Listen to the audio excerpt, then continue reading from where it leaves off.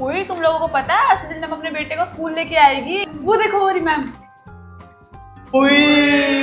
Ma'am इसको कैसे ले आए आज? हाँ, जिसकी दादी की तबीयत खराब थी ना, तो मैंने कहा चलो स्कूल ले जाती हूँ। हेलो बोलो बेटा सारे बच्चों। सज्जन मैडम के बेटे को रसना पिलाते हैं। ये ले पीले आकर आकर। पागल हो, वो छोटा है अभी, क्या पिला रहे हो? चल माधव, रसना ही है मैम। बदतमीज बच्चे। ओए चल सेजल मैम के बेटे को खिला के आते हैं। मैम हम इसके साथ खेल ले। हाँ बेटा लो।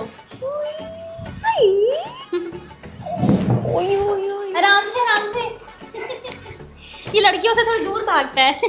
अच्छे से खिलाए इसको, तभी सजन मैम इम्प्रेस होके हमारे नंबर बढ़ाएगी। हाँ ये देखो ये। बेटा फ्री कौन है? इसका एक बार डायपर फेंको, ये लो। नहीं मैम मुझे काम है। नहीं ठीक है, क्या लेगा?